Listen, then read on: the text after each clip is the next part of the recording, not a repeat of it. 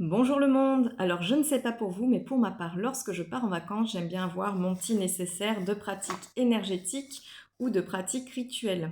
Alors bien que je sache qu'un énergéticien ou praticien rituel n'a pas besoin forcément d'autre matériel que ses mains et son intention, j'aime bien en fait avoir quand même mon petit nécessaire pour avoir l'impression d'emporter avec moi une petite partie de mon chez moi.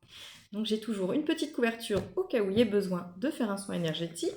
Et dans ma trousse, on va trouver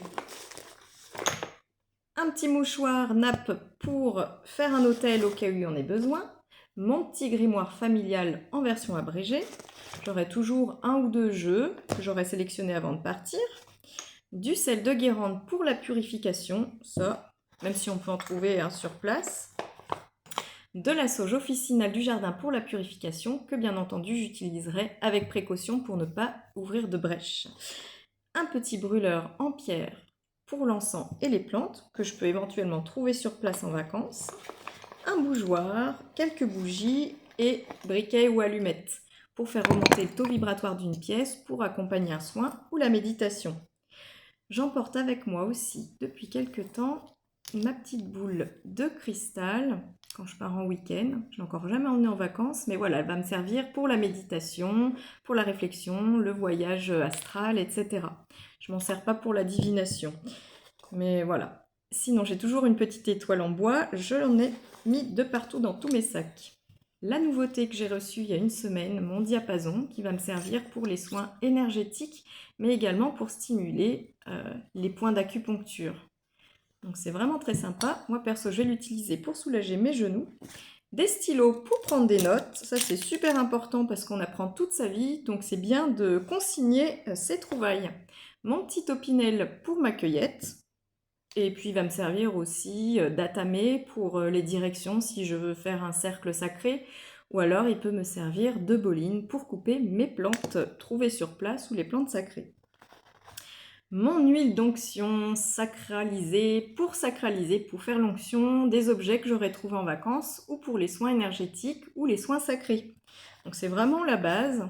J'ai aussi toujours sur moi ma petite huile essentielle d'orange douce, parfois citron, donc c'est pour le chakra du plexus. C'est pour l'olfactothérapie, vous pouvez choisir votre propre huile essentielle correspondant à votre besoin. Donc moi celle-ci je l'aime beaucoup parce que l'orange douce elle est là pour réveiller le chakra du plexus, apporter joie, bonheur, sérénité et relaxer. Et puis sinon j'ai la petite boîte en bois dans laquelle on va trouver mon échelle de sorcière pour la méditation et la prière, et puis pour les rituels, mais également un petit pendule si jamais je visite un endroit sacré ou vibrant, que ce soit une église ou que ce soit un endroit que je trouve assez sacré ou vibratoirement assez intense. Un petit dé pour les jeux ou la kibomancie. Deux, trois petites pierres, j'ai une kunzite, une pierre de lune et un quartz rose, vraiment pour la sérénité, l'apaisement et l'équilibrage.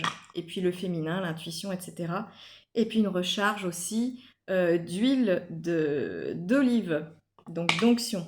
Donc c'est vraiment le petit matériel de base. Quand on a besoin de faire un rituel, il n'y a pas besoin de 150 milliards de petites choses. Parfois même pour remplacer une boline ou un atamé pour le rituel, le doigt ou la main suffit pour les directions. Franchement, voilà, on n'est pas obligé de prendre tout ça, mais moi perso, j'aime apporter un petit bout de ma maison parce que ça me rassure et puis parce que j'aime bien, je trouve ça sympathique. Et puis si jamais vous allez en vacances dans la famille ou chez des amis, c'est toujours bien d'avoir un petit peu le matériel si vos connaissances n'ont pas forcément tout ça. Alors par contre, chez les gens, il y aura toujours de l'huile d'olive ou peut-être du romarin dans la cuisine pour remplacer la sauge ou du gros sel ainsi que des bougies. Mais voilà, c'était pour vous partager un petit peu ce qu'il y a dans ma pochette de voyage. En attendant, je vous souhaite une bonne journée et vous dis à tout bientôt. Ciao!